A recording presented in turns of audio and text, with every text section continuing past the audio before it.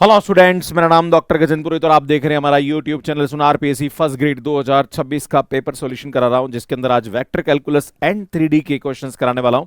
मेरी कोशिश रहेगी कि कैसे हम क्वेश्चन को शॉर्ट ट्रिक से सॉल्व कर सकते हैं। एंड स्टूडेंट, आप यहाँ पे बहुत कुछ सीखने वाले हैं, पर इससे पहले एक छोटा सा अनुरोध है आपसे कि चैनल सब्सक्राइब जरूर कर लीजिए। काफ़ी अच्छा कंटेंट हम आपके लिए अपलोड करते हैं, पर मात्र 38% लोगों ने हमारे चैनल को सब्सक्राइब कर रखा है। एंड स्टूडेंट, हम आपके लिए यहाँ पे एक सीरीज लेके आए, खास करके जो स्टूडेंट सेकंड ग्रेड की तैयारी कर रहे हैं, आपको हम लोग 25 से 30 क्वेश्चंस डेली मॉर्निंग में देते हैं एंड इवनिंग में उसका यूट्यूब सॉल्यूशन करवाते हैं। साथ में उस टॉपिक के शॉर्ट नोट्स भी हम आपको प्रोवाइड करते हैं, पर ये सब हम लोग अपने व्हाट्सएप ग्रुप में करते हैं। इसके लिए हमने गूगल फॉर्म डिस्क्रिप्शन में दे दिया है, उसको आप भर दीजिए, हमारी टीम आपको व्हाट्सएप ग्रुप में ऐड कर देगी और ये सीरीज आपके लिए बहुत ही हेल्पफुल होने वाली है। बाकी अगर आप टेस्ट सीरीज लेना चाह रहे हैं सेकंड ग्रेड की, तो मैथ्स के ऐप पे अवेलेबल है। बाकी हमारा कोर्स भी आप देख सकते हैं।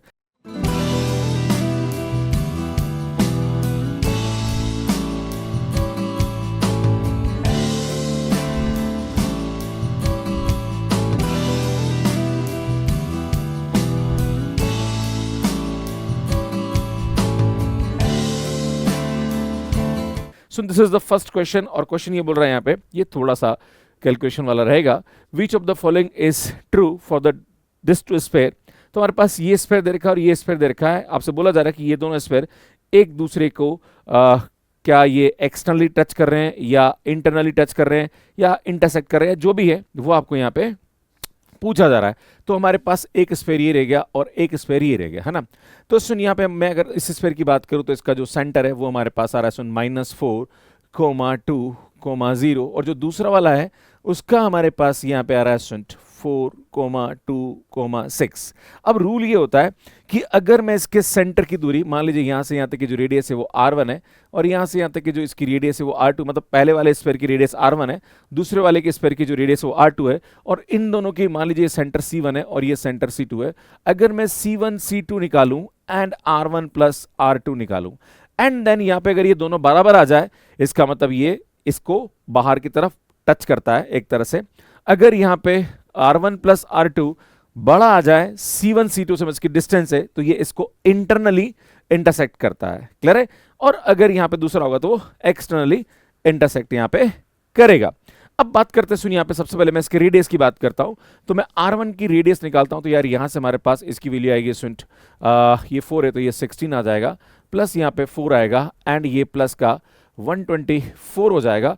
एंड देन इसको हम सॉल्व करेंगे तो यहाँ से हमारे पास r1 की जो वैल्यू आएगी वो 12 आएगी। इसी प्रकार से मैं r2 निकाल देता हूँ, तो r2 हमारे पास क्या आएगा सुंट, इसका मतलब इसके हाफ का स्क्वायर दैट इज 16, इस वही अल्टीमेटली इसका स्क्वायर लेंगे तो प्लस का 4 आएगा एंड इसका स्क्वायर लेंगे तो 36 एंड माइनस का 52 आ जाएगा। अगर आप देखेंगे यहाँ पे तो सुन, यहाँ पे 16 और 36 52 से 52 कैंसिल, सुन यहाँ पे इसकी जो वैल्यू आ रही है वो 2 आ रही है। अगर आप देखेंगे तो r1 प्लस r2 की जो वैल्यू आ रही है वो हमारे पास हो रही है 12 plus 2 that is equal to 14। अब मैं c1 c2 की वैल्यू निकालता हूँ कि c1 और c2 के बीच में डिस्टेंस कितनी दे रखी है, तो बेटा x1 माइनस x2 का होल स्क्वायर बेटा माइनस करेंगे तो 4 माइनस माइनस प्लस ये 8 हो जाएगा, इसका स्क्वायर करेंगे तो सुनिए 64 आएगा डिस्टेंस का formula. Soon this minus this, तो ये तो हमारे पास 0 हो जाएगा एंड दिस माइनस दिस, सुनिए हमारे पास 36 आएगा। आप देखोगे सुनिए 10 आ रहा है, मतलब यहाँ पे इसकी जो वैल्यू आ रही है 10 आ रही है, मतलब सेंटर की जो डिस्टेंस है वो 10 है और रेडियस जो आ रही है वो हमारे पास यहाँ पे 14 आ रही है। मतलब आप देखोगे तो सुन ये जो होगा ये इस प्रकार से होगा, जहां पर आप देखोगे तो C1 C2 जो आ रहा है हमारे पास यहाँ पे वो डिस्टेंस कम आ रही है रेडियस के कंपैरिजन में, मतलब वो एक दूसरे को इंटरनली यहाँ पे टच करेगा, है ना। तो सुन डी ऑप्शन हमारे पास यहाँ पे क्या आ जाएगा, करेक्ट हो जाएगा। नेक्स्ट क्वेश्चन की बात करें यहाँ पे तो सुन, the equation ax square plus by square plus 2hxy plus 2gx plus 2fy plus c represent a cylinder, which of the following is not correct. सुन, जब भी हमारे पास सिलेंडर की इक्वेशन की बात करी जाती है तो आप इस इक्वेशन को देख रहे हो, सुन इस इक्वेशन में z मिसिंग है, इसका मतलब इसका जो जनरेटर होगा और इसका जो एक्सिस होगा वो z एक्सिस होगा। आपको याद हो तो मैं आपको बता दूं यहाँ पे कि ऐसे क्वेश्चंस मैंने आपको, अगर आपने मेरा YouTube वीडियो नहीं देखा है तो आप देख सकते हैं, वहां पे इस टाइप का कंसेप्ट मैंने बताया। तो यहाँ पे अगर आप देखोगे तो z एक्सिस का जनरेटर होगा और z जो होगा z एक्सिस वो इसका एक्सिस भी होगा, राइट। तो ऑप्शन देखिए, its axis and generator both are parallel to the z axis, तो यार ये हमारे पास ट्रू स्टेटमेंट है। Its axis is equally incline to the all three axis, भैया ये गलत है ना, क्योंकि अल्टीमेटली इसका जो एक्सिस हो तो जेड एक्सिस है, इक्वल इंक्लाइन नहीं है, राइट। इक्वल इंक्लाइन होता तो उस वाले केस में एक्स वाई जेड तीनों ही टर्म आनी चाहिए यहाँ पे, पर ऐसा तो नहीं हो रहा है। इसका मतलब ये हमारे पास क्या जाएगा, सुन फॉल्स स्टेटमेंट हो जाएगा। It's axis is parallel to the z axis, भैया ट्रू स्टेटमेंट है। It's generator is parallel to the z axis, इसमें ये भी ट्रू स्टेटमेंट है। तो आपसे बोला जरा असत्य कौन सा है, तो बी ऑप्शन हमारे पास यहाँ पे फॉल्स हो जाएगा। सो नेक्स्ट बात करते हैं, the radius of sphere through the circle x square plus y square is equal to 4, z is equal to 0 and passing through the center this is 2, then k की value यहां पे क्या होगी। तो question ये बोल रहा है, सुन याद रखिए कि एक स्फीयर है जो इन दोनों से क्या हो रहा है, पास हो रहा है। तो नॉर्मली अगर हमारे पास यहाँ पे सर्कल और प्लेन दे रखा, तो एक तरह से अगर हम ये देखें तो यहाँ पे जो इसकी स्फीयर की इक्वेशन होगी आप इस प्रकार से भी निकाल सकते हो, x square plus y square minus 4 plus lambda z is equal to 0, right. अगर मैं इसका सेंटर देखूं यहाँ पे, तो इसका जो सेंटर का कोऑर्डिनेट होगा और रेडियस निकाले, पहले एक काम करते हैं इसका सेंटर देखते हैं। तो सेंटर आ जाएगा इसमें यहाँ पे 0 0 माइनस का लैम्बडा बाई 2। खैर इसकी जरूरत नहीं है, मुझे लगता है इसकी सिर्फ रेडियस की जरूरत है, क्योंकि रेडियस हमारे पास यहाँ पे इसकी 2 दे रखी है। तो बेटा इसका जो रेडियस आएगा वो क्या आएगा, सुन यहाँ पे एक्स का कोफिशिएंट यानी वाई का कोफिशिएंट यानी, सुन ये आएगा हमारे पास इसका कोफिशिएंट का आधा और स्क्वायर प्लस यहाँ पे हमारे पास 4 हो जाएगा, और इज इक्वल टू हमारे पास यहाँ पे इसकी रेडियस क्या दे रखी, 2 दे रखी। अगर आप देखोगे तो lambda square plus 4 is equal to 4 हो जाएगा। तो लैम्बडा की वैल्यू हमारे पास यहाँ पे क्या आ जाएगी, 0 आ जाएगी। और जैसे आप लैम्बडा की वैल्यू यहाँ पे 0 रखोगे तो ये हमारे पास जो आ जाएगा, ये क्या आएगा, सुन x square plus y square minus का 4 इज इक्वल टू 0 हो जाएगा। अब आप देख रहे सुन, ये हमारे पास यहाँ पे इक्वेशन आगे पर आप बोलोगे सर यार ये कहां से स्फीयर की इक्वेशन हो गई। तो एक्चुअली स्फीयर की इक्वेशन में यहाँ पे z 0 दे रखा है क्वेश्चन के अंदर, तो यार मैं इसको ऐसा लिख सकता हूँ x square plus y square plus z square, और मैंने 4 को उधर ले गया तो भैया मैं ऐसा लिख सकता हूँ, क्योंकि z तो वैसे भी 0 है, तो कोई दिक्कत वाली बात नहीं है। अब सुन क्वेश्चन ये बोल रहा है कि जो हमारे पास ये स्फीयर है, इसका जो सेंटर है वो इससे क्या हो रहा है, पास हो रहा है। देखो यहाँ पे बोल रहा है कि ये जो है ये इसके सेंटर से पास हो रहा है। तो अगर मैं इसका सेंटर देखूं तो बेटा इसका सेंटर आएगा 0, 0, k। याद है ना हमारे पास इक्वेशन होती है x माइनस x1 का whole square plus y minus y1 का whole square plus z minus z1 का whole square is equal to r square. तो यहाँ पे x1 y1 z1 जो होता है वो सेंटर होता है। तो बेटा x1 y1 तो 0 है और z1 k आ रहा है, तो ये इसका सेंटर हो जाएगा। अब इसके सेंटर को हम क्या करेंगे, इससे पास करा देंगे। तो इससे पास कराएंगे तो यार ये आएगा 0 plus 0 plus k square is equal to 4। तो k की वैल्यू हमारे पास यहाँ पे क्या आ जाएगी भैया, प्लस माइनस 2 हो जाएगी। इस 20 यहाँ पे हमारे पास ए ऑप्शन करेक्ट आ जाएगा। नेक्स्ट क्वेश्चन देखिए क्या बोल रहा है, 2x square plus 3y square plus 4z square 2yz minus k 4zx plus k square plus k 6xy is equal to 0 is equation of a cone with vertex at origin. इसमें कोई भी अगर हमारे पास कौन है जिसका वर्टेक्स ऑरिजिन होता है तो वो इक्वेशन हमेशा होमोजीनियस होती है। अब होमोजीनियस बनाने के लिए अगर आप देखोगे तो सुन यहाँ पे अगर ये होमोजीनियस होगा तो मतलब ये वाली टर्म नहीं आनी चाहिए, इसमें ये वाली टर्म भी नहीं आनी चाहिए। अगर ये वाली टर्म को हम 0 0 कर दें तो भैया ये इक्वेशन हमारे पास 2 डिग्री की हो जाएगी, मतलब इसका जो वर्टेक्स होगा वो ओरिजिन हो जाएगा। इसका मतलब यहाँ पे अगर आप देखोगे तो k की वैल्यू क्या आनी चाहिए, 0 आनी चाहिए, और k स्क्वायर प्लस k भी 0 आना चाहिए। इसको सॉल्व करोगे तो सुन k की वैल्यू हमारे पास 0 आ जाएगी। सिंपल और इजी क्वेश्चन। नेक्स्ट क्वेश्चन देखिए, the value of this integral over the curve, यहाँ पे हमारे पास r ये दे रखा है और t जो है वो हमारे पास 0 से 2 पाई दे रखा है। सुन यहाँ पे देखें तो ये वेक्टर इंटीग्रेशन का क्वेश्चन है। आप देखो सुन लाइन इंटीग्रल का प्रश्न है, पर यहाँ पे x y z तीनों आ रहा है और x y z की वैल्यू यहाँ पे आपको दे रखी है ना। अगर आप देखो तो r को हम क्या लिखते हैं, सुन r जो होता है वो होता है xi plus yj plus z के। तो आप देखोगे सुन x की जो वैल्यू आ रही है वो cos t, y की वैल्यू जो आ रही है वो sin t एंड z जो आ रहा है वो हमारे पास -1 आ रहा है। क्लियर है। सुन जब आप इसको यहाँ पे पुट करोगे है ना, क्योंकि मैं सबको वहां पुट करूंगा तो x की जगह रखूंगा यहाँ पे cos, तो यार ये आएगा cos स्क्वायर t एंड यहाँ पे आएगा सुन cos t sin t plus यहाँ आएगा सुन sine square t divided by नीचे आ जाएगा -1 का स्क्वायर। इसमें जो ds होता है उसका यहाँ पे वैल्यू होता है dx square plus dy square. सुन ये हमारे पास यहाँ पे क्या होगी, इसकी वैल्यू हो जाएगी है ना। तो जब आप यहाँ पे वैल्यू पुट करोगे तो सुन यहाँ पे हम जानते हैं कि x की जो वैल्यू हो जाएगी वो dx की वैल्यू हो जाएगी माइनस का sin t और dy की वैल्यू हो जाएगी cos t। तो सुन यहाँ पे जब इसकी वैल्यू रखोगे तो cos स्क्वायर sin स्क्वायर क्या आ जाएगा 1 हो जाएगा। एक्चुअली यहाँ पे dz स्क्वायर भी होता है क्योंकि अल्टीमेटली देखा जाए तो यहाँ पे हमारे पास 3 डायमेंशन में तो dz स्क्वायर भी होगा, पर dz की वैल्यू यहाँ पे क्या आ जाएगी 0 हो जाएगी, तो अल्टीमेटली यहाँ पे हमारे पास ये 1 हो जाएगा। तो सुन यहाँ पे अगर आप देखोगे तो आप यहाँ पे तो ds की जो वैल्यू आएगी वो ये आएगी, और जब ये वैल्यू पुट करोगे तो सुन ये क्या आ जाएगा, सब मिला के ये 1 हो जाएगा, है ना। तो अल्टीमेटली यहाँ पे हमारे पास dt आएगा क्योंकि इसकी वैल्यू आएगी सुन माइनस का sin t dt, ये आएगा cos t dt, और ये भी आएगा हमारे पास यहाँ पे 0 आ जाएगा, राइट। तो dt dt हम कॉमन निकाल देंगे तो यार यहाँ से अंदर 1 हो रहा है तो ये आ जाएगा, क्लियर। अब हमारे पास t की जो लिमिट है वो कहाँ से कहाँ तक जा रही है भैया, 0 से 2 पाई जा रहा भैया, 0 से 2 पाई। यहाँ पे इसकी वैल्यू क्या हो रही है, cos स्क्वायर sin स्क्वायर 1 हो रहा है, और ये आ रहा है सुन cos t sin t।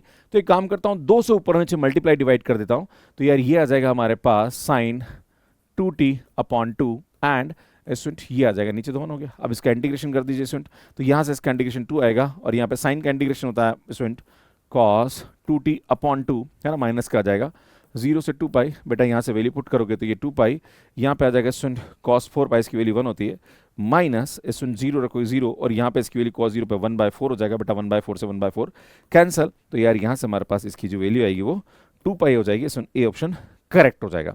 Next question देखिए, आपसे पूछा जा रहा है इसका डायरेक्शन डेरिवेटिव क्या होता है। सुन डायरेक्शन डेरिवेटिव का जो फार्मूला होता है सुन, बहुत अच्छा काम मैंने यूट्यूब पे कर रखा है, और इसका प्रश्न हमेशा एग्जाम में सुन पूछा जाता है। ग्रेड ऑफ एफ डॉट, यहाँ पे हमारे पास क्या आएगा सुन, ए के पाएगा, जिस डायरेक्शन में हमें निकालना है उसका हम यहाँ पे क्या करेंगे, कैप निकाल देंगे। सुन ग्रेडियंट कैसे निकालते हैं, इसका शॉर्ट ट्रिक देखिए। सुन ग्रेडियंट निकालने का तरीका होता है, यहाँ पे ध्यान दीजिए, पूरे का x के रेस्पेक्ट में डेरिवेटिव इनटू आई, तो बेटा पूरे का x के रेस्पेक्ट में डेरिवेटिव करोगे तो यार ये आएगा हमारे पास y प्लस जेड इंटू आई, पूरे का y के रेस्पेक्ट में डेरिवेटिव इंटू जेड मतलब j, और पूरे का z के रेस्पेक्ट में डिफरेंशिएशन इंटू k, है ना। सुन ये हमारे पास यहाँ पे वैल्यू आ जाएगी। अब हमारे पास पॉइंट दे रखा है, तो बेटा ये ग्रेडियंट है ना, इसका पॉइंट यहाँ पे भर दीजिए, दैट इज 1, 2, 0।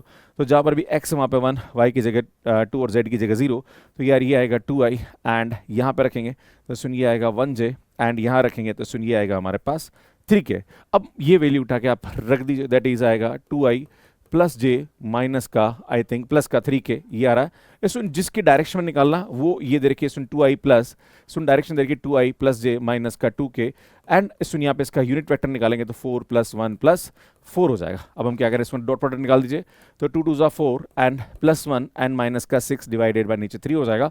सुन यहाँ पे सॉल्व करेंगे तो सुन माइनस का 1/3 हमारे पास क्या आएगा भैया, इसका डायरेक्शनल डेरिवेटिव आएगा। सुन यूट्यूब पे बहुत अच्छा काम हमने कर रखा है। सो नेक्स्ट क्वेश्चन देखिए, आपसे पूछा जा रहा है कि F dot N D S की वैल्यू क्या होगी। सुन ये सरफेस इंटीग्रल है, तो हम जानते हैं यहाँ पे हमारे पास जो गॉस डाइवर्जेंस थ्योरम होती है वो क्या होता है। सुन F dot N D S की जो वैल्यू होती है वो triple integration of divergent of F into D V के बराबर होती है। सुन किसी का भी डाइवर्जेंट निकालना है तो इसकी भी शॉर्ट ट्रिक होती है, मतलब शॉर्ट ट्रिक तो क्या आप इजीली कर सकते हो। सुन इसके लिए आपको मेरे यूट्यूब की वीडियोस देखने पड़ेंगे।